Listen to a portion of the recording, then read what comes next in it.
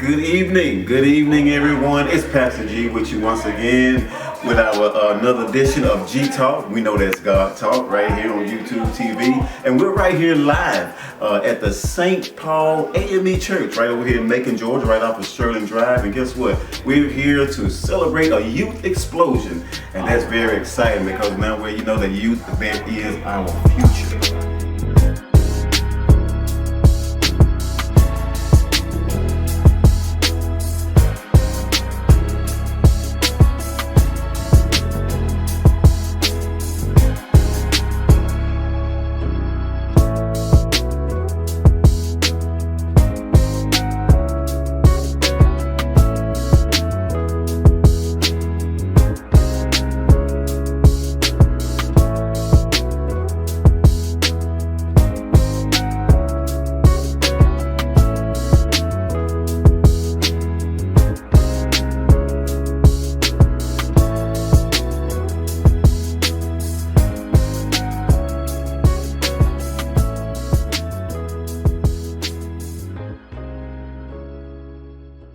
Hey, this is Pastor Grissom with G Talk. You know, it's God Talk. We talk about I got a very distinguished guest here today. We in the middle right here at the Youth Explosion. We just now gathered up right here. And I got a very distinguished Bishop Jackson right here with us.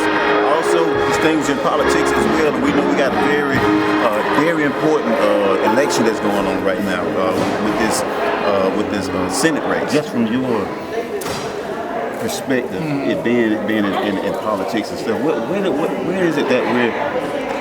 Let me just be honest. Sure. Why are we having this runoff? Well, the fact of the matter, we're having a runoff because unfortunately, in the November 8th election, blacks really didn't turn out in numbers that we could or should have. In fact, there are about 2.5 eligible blacks in Georgia to vote. Yet only about 1.1 million voted, less than 50% of blacks turned out to vote. I'm not playing, let's go. And with that number, that's why they got less than 50%. They came very close. But if even 5% more blacks voted, we wouldn't have this runoff election. Yeah, that's what I wanted. Now I saw a stat that age of 50 and over was more voting toward Walker, but the younger was voting toward Warnock. And we hear this youth explosion. I'm wondering, is the youth percentage, are we falling short on that? Well, I'm very pleased because in the runoff elections so far, the number of young adults voting has increased tremendously. So that I am very pleased, and calls I got from around the state, there were a lot of young adults in line to vote. So that I'm very pleased with. And in fact, I really think a lot of younger blacks were jolted when they found out they were going to have a runoff because he didn't reach the 50%. Right. I just think a lot of them assumed, because of who he was running against, that it would be a shoot-in. Right. But the fact of the matter is, whites, particularly white Republicans, they just voted for Walker. I don't think they care about him. All they wanted to see. So they turned out to vote in overwhelming numbers. And that's sad. That's very sad. Very sad. Right. So what? Tell me, kind of shift a little bit about yourself. How long have you been in politics? Well, you know, I always tell people that ministry has to be involved because whatever the government does affects the people who sit in your pews, who live in your community. And if you're not involved, who would they have to speak for them? And so when I came to seminary in Atlanta in 1976, and I really saw the influence and the clout that black preachers had. And you know, Martin Luther King and all of them, Hosea Williams, all of them were here in Atlanta. And that really kind of molded and shaped my ministry. And there's a passage which always, shouldn't say haunt, but there's a passage that always arrests my mind when I think about the church and issues of social justice. And it kind of said to me there is a praise that can actually turn God off. And this is what it says in the book of Amos. God says, I despise your feast days. I have no regard for your solemn assemblies. Will you bring me burnt offerings and grain offerings? I will not accept them. Take away from me the sound of your songs and the melody of your string instruments. I will not hear. But let justice run down like water and righteousness like a mighty stream. God wants us not only to praise Him, which we ought to do, but He also wants us to serve Him. Too many of us are caught up in the praise, but not in the service. And I don't think God is pleased. I shared something just the other day on my platform. You know, there's a difference in knowing God's word than hearing God's voice. Oh, it's a difference. Now you just said something. Yes, sir. Very much so. Yes, sir. And you know, Jesus even says it clearly. They honor me with their lips, but their hearts are far from me. And so I think the church has a responsibility to see that social justice and all is done. In fact, you know, I think in the Lord's Prayer, Jesus has some words that I think we really miss. He prays, your kingdom come, your will be done on earth.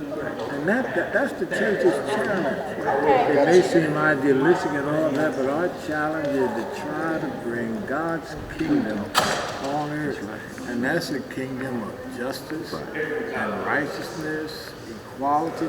That's what we really need to be about. That's so true, because if you're seeking His kingdom, that's correct. Then we're surrounded around kingdom people. And so, you know, we get so much caught up in church work as opposed to kingdom work. Right. And sometimes, you know, I remind people, Jesus spent the most amount of his time outside the temple, dealing with the people where they were. Right.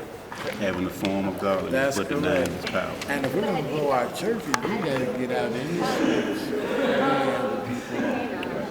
That's so true. That's so true. And something you said, you was talking about politics, and a word that you kept using, and I loved it. Mm-hmm. It's kind of like you were saying you're in politics, but you're calling it a political ministry. That's correct. And really, again, Jesus is always the model. Right. And I look at how he interacted when he was on the earth. He had to deal with the politics of Rome, he had to deal with the politics of Jerusalem, but he did all of it, so we need to remain mindful. We are doing this to promote God's kingdom. And it's good that you, in the ministry and in politics, I used to sell cars for years, and people like, man, how you be a car salesman and you're a preacher? You know, you tell them, you better thank God I am. That's right. and it's interesting, you know, because a lot of folks who criticize us for being involved, something comes up with their members, they will call us to help. Right. Because they've not been involved, they have no way to help. Right. And my thing is, I just think if you're the pastor of a church, you possess a leadership position by virtue of being the pastor of that church. You speak on behalf of that congregation, those people in that community. And too many of our people are like folk in the desert. They are just desperate to find some water. And too many of us fail our people. Right.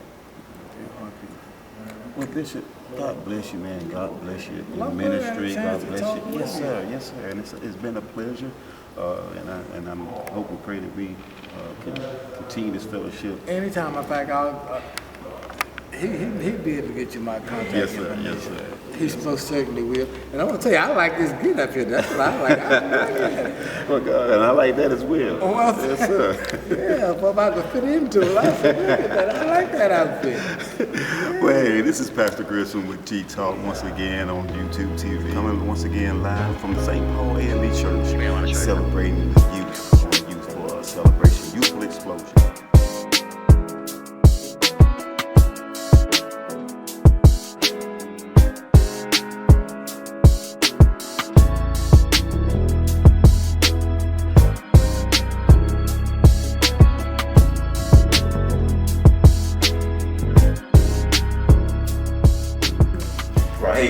Grissom right here with G Talk. You know the G is God Talk. It's not Pastor Grissom, but hey, we're here at the Youth Explosion at the St. Paul AME Church, where Reverend Dr. Kelvin T. Moore is the very efficient pastor of this church, and that is my guest for today. And I want to talk to you. Tell me about how this Youth Explosion, how long this been going on, and how did it originate? Well, we have a new presiding elder on our district, presiding elder Kimberly McMichael. Right. And she had the vision to include our young people from our district in the business affairs of the church, where we can not just vote on things, but to actually have worship. Right. And she had the idea to reach our young people and bring them into our midst so that we can support them, undergird them, and let them know we appreciate them, but also provide something for them outside of just worshiping, on Sunday morning. Let them participate in worship and be a part of what we have going on as a church. So I thought it was an excellent idea, a great idea, and this was absolutely brand new way of doing things. We had strobe lights, we had music playing as if we had a DJ. We had the very fine and efficient DJ Earthquake, as the MC, killing it. It was just absolutely amazing, high energy time, and it was just a great experience. And I hope that we can continue to do it in other churches and do the same. Right, because the youth, that is. You can look out at your church, and if you don't see any youth, you already pretty much predicting your future. Yeah, that's correct. Yeah, but when you can see, you got a lot of youth out there. Yeah. The interesting thing about that is the United Methodist Church did a survey and a study on what would be their death date. That if they continue to do things the same way, what date would they die? Right.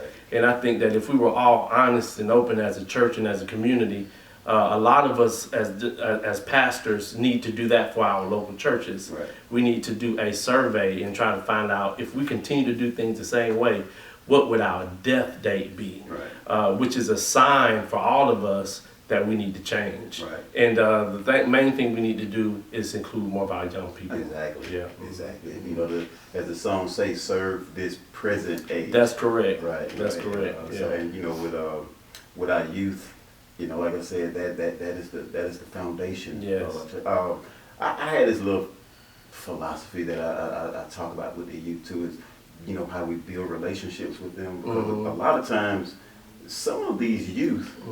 Some of them is not going to go off and go to college and go somewhere else. Right. Some of them going to stay right there in that community. That's right. And if you don't have that relationship and build that relationship with them, now not saying that you're trying to keep them at your church for the ulterior motives or whatever. But a lot of times they go off to another church. That's correct. Yeah. You haven't built no relationship with them. But if you build that relationship with them, I got a drummer, and he's been with our church when I first got there. He was like 7 years old. He's out of school. Right. But he's working locally. That's right. And he's still at our church. That's correct. And he loves it because we have that fellowship with him. That's have awesome. That relationship with him. That's awesome. People don't care how much you know until they know how much you care. That's correct. That's so true. And so that's one of my philosophies, especially with dealing with the youth. I completely agree. Yeah, you have to be very open-minded. You have to be. Right. Yeah, and you have to realize that you may be there for a season. You may be pouring into them for a season. Right. It may not be your job to see them grow, but it may be your job to plant the seed. Right. And I think that when we understand, like our mothers and fathers used to do, they used to go to the AME church on the first and third Sunday, and then go to the Baptist church on the second and fourth. They would do that as a community because they understood that it took a community, a village, to raise a child. Right. And I think that once we grasp that idea, especially with this generation, we'll go a lot further. Right. Yeah. It's kind of like what we're doing right now, AME Baptist. Exactly. We cousins. Hey, long as God get the glory. That's right. Long as God get the glory. That's correct. And that's what divides us a lot of times. Titles and denominations and things like that divide us. Yeah. When we all serve just one God. That's correct. Yeah. So, but you do some great things, and I hear about you a lot. over the airways on our own local airway 103.7. Yeah, And you know, we appreciate, you know, you being a part of us as well. Thank you. Yeah, I love the Middle Georgia area. I love the people. Right. I love people like you, man, just doing your thing, pouring into the community, using your platform as a way to grow the community instead of, you know, tear it down. And we need that. Right, you know? right. It's just good to connect with brothers like Right, iron sharpen iron. That's right. That's correct. Right. Yeah. Now you say you love this community. That's not just trying to, you know, be a little nosy. That's all right. You That's said that. Are you from? So we AME, right? So we move around, you know. Right, So right. I actually went to Burdell Hunt when I was a kid. I went there. My dad moved here to Macon. I lived in Jessup, Georgia. I lived in Rome, Georgia. I lived all over Georgia. But while I was here, I did go to Burdell Hunt, so I have some roots here. And then my father pastored Great Chapel right over here. I pastored in Forsyth, 2 churches called the Mount Zion Network. I pastored a circuit. And you know, I just preached in a lot of these churches in the area. Right. I know a lot of the people in the area. And it's just a great community, great people. Right. Yeah, I used to work up here for years with Coca-Cola company. So Oh, I see. I know the area pretty well. Yeah. I came in from one way. I was like, I ain't got to go way around that way. I can come in through this way right here. So yeah, you just keep doing great things. Thank you. Right here. Do y'all still do the? It used to be y'all used to help out the community with. You know, like maybe some of their utilities. And Yes, we still do that. Still doing that. Yeah, we partner with EOC, so we're still providing energy assistance. Right. And we are also doing a food bank every 3rd Saturday of every month. That's something new that we just started. And we're looking at starting a daycare probably in February. We already been approved through planning and zoning, already been approved by right from the start. We've gotten a lot of that done already. It's just getting the little small pieces together. So just trying our best to continue to make a viable impact to our community. So did some of these new ideas, did they come to mind during the pandemic? Yeah, you know, I sat back and thought to myself, for a church like St. Paul, there are some things that we should be doing on a consistent basis. You know, if not every day, then once a week, you know, or something like that. Because we have the tools, we have the gifts, we have the people, we have the facility, you know. We can do these things. And so you're right, the pandemic kind of slowed some things down. But it also gave me some time to write it out.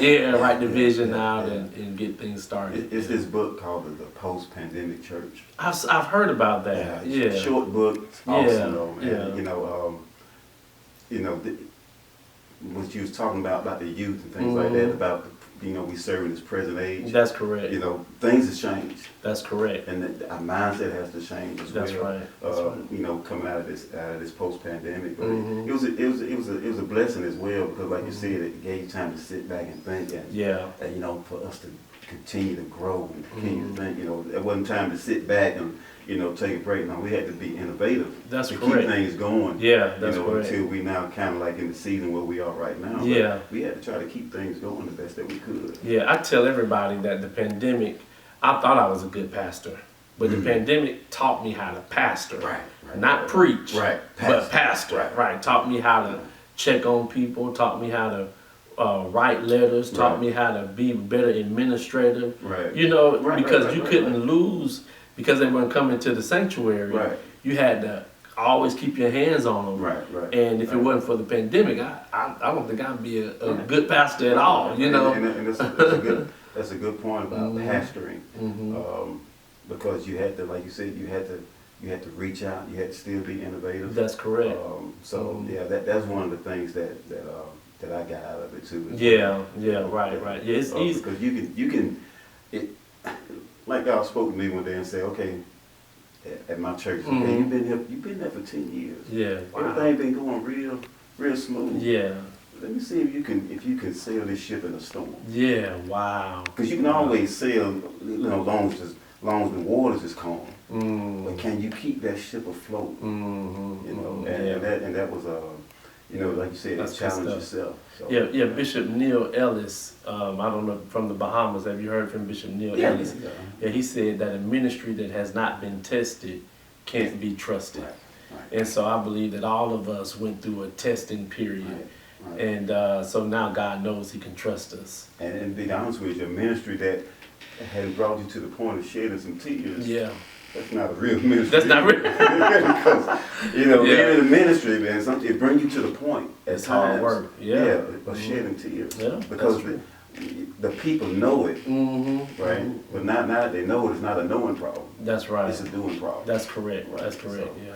But hey, man, I appreciate your time. I know you're Thank you, Pastor. you're a busy man. I appreciate you, Pastor. Man, and I know we're gonna be fellowshipping, Yes, fellowshipping Sounds on good. camera and off camera. All right, that sounds good. Thank you for the opportunity. Hey, man. Hey, once again, I want to thank you, Reverend Dr. Kelvin T. Moore, pastor of the St. Paul AME Church, right here in Macon, Georgia, right off Shirling Drive. Come over here and fellowship with us sometime. Matter of fact, what is your service time? We worship every Sunday morning at 9:30 a.m. If you can't join us in person, we ask that you please join us on our Facebook and our YouTube as we stream live every Sunday at 9:30 a.m. Hey, man, God bless you, man. Hey, it's Pastor Grissom once again with G Talk. God Talk. God bless you. Here, right off Shirley Drive, right here in Macon, Georgia, at the Youth Gospel Explosion. This is part 1, so stay tuned next week for part 2. All right, until then, once again, it's Pastor Grissom with G Talk. God Talk. See you next week.